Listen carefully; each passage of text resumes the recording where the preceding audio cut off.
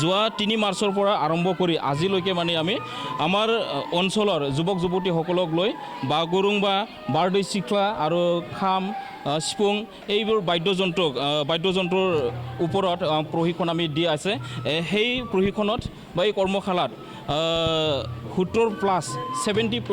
যুৱক যুৱতীসকলে ওলাই আহি এনে আমাৰ এই কৰ্মশালা অংশগ্ৰহণ কৰিছে হয় হয়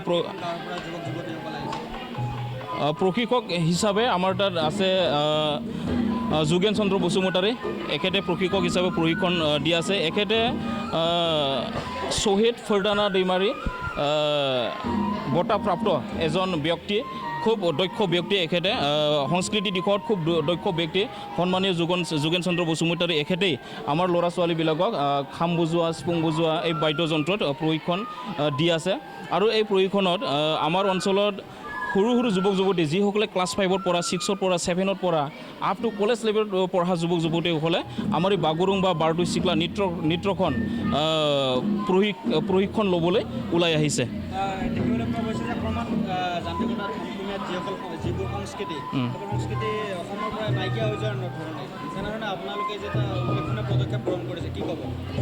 হয় মানে এটা জাতিৰ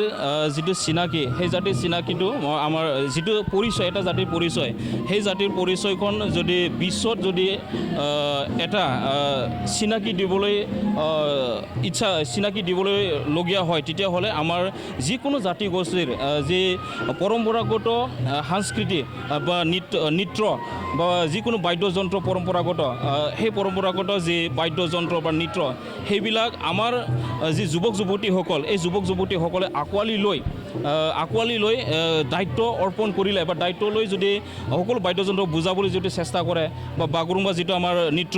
বড়ো জনগোষ্ঠীৰ এটা অন্যতম বাগৰুম্বা যি নৃত্য সেই নৃত্যখন যদি উঠি অহা যুৱ প্ৰজন্মই যদি সেইখন মানে নিজে ধৰি ৰাখিব যেতিয়া চেষ্টা কৰিব তেতিয়া মানে কোনো এটা জাতিৰ যি সংস্কৃতি সেই সংস্কৃতিখন মানে শেষ হৈ নাযায়